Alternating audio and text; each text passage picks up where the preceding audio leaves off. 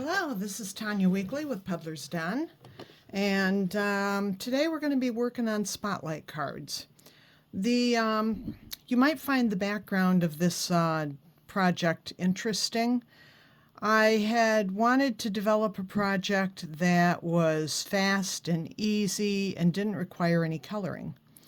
So we started with this, and for instance, here's a couple of the cards that would require no coloring. You can use silhouettes, you can use verses, but the spotlight allows you to focus on something, and the stenciled background gives you visual texture. You don't have to color any of them, but it's no secret that when you add a little bit of color, it really does enhance them. So pretty much everybody likes adding the color. You can use markers or color pencils or whatever you want to color. The coloring is typically minimal. I tend to use color pencils. That's my favorite. So we're going to set these aside, and we're going to get started. Now, another thing for you to know is that when we started this, I wanted to give the kits, or each person, 8 cards.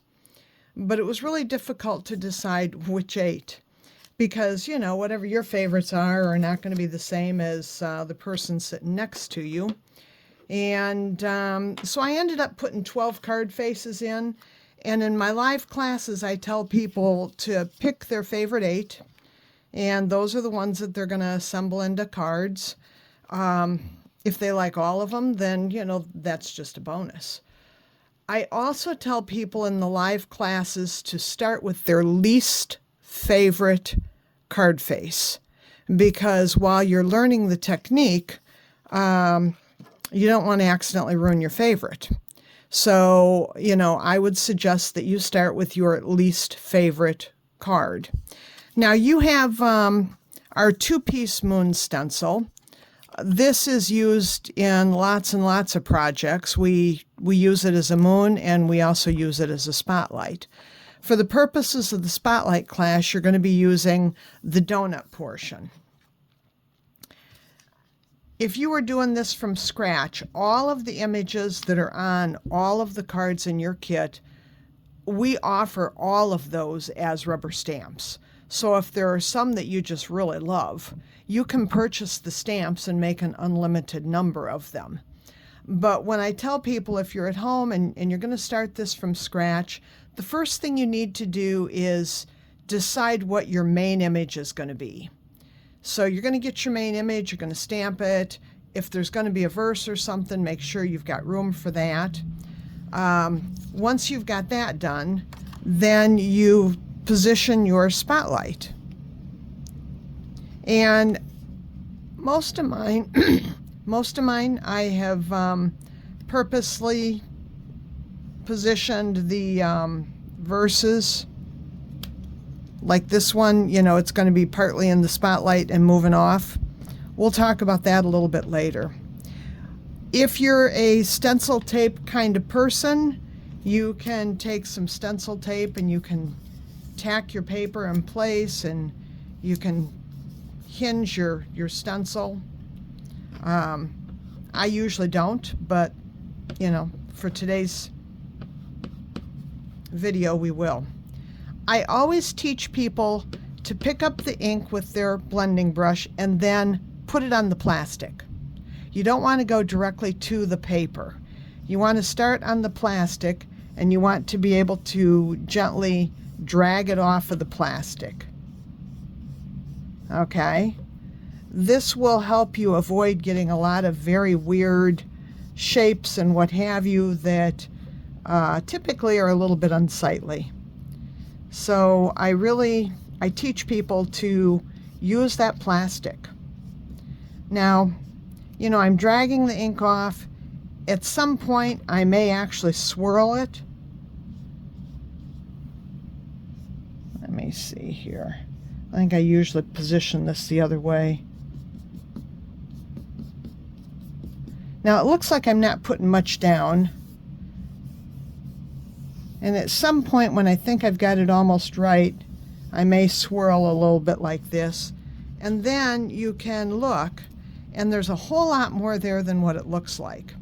By nature of doing this, you're going to get a little bit of a darker edge, which will then fade into your white, and that's exactly what we want. So we're going to set the spotlight aside now. And you can use whatever visual texture you want. I guess today I'll try this one. Now, once again, you may want to tape everything in place. I tend not to.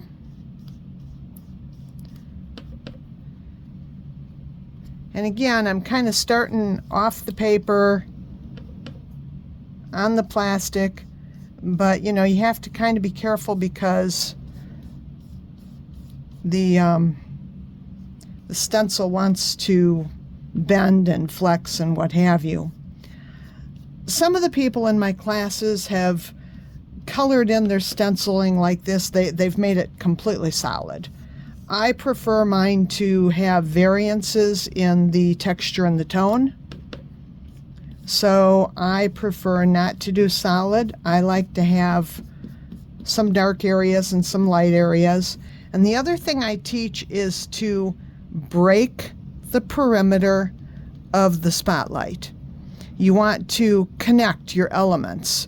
You know, we've connected our verse, we've connected the spotlight, we're going to connect our visual texture to it so that it is cohesive. Now, you don't want to go too far into the spotlight, but it is good to break that perimeter.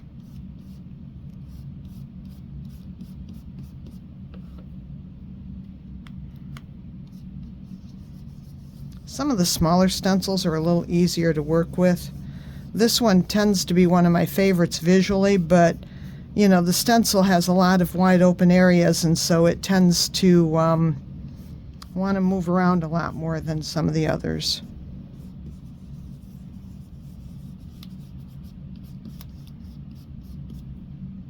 And since I'm not using stencil tape, I have to be very, very careful.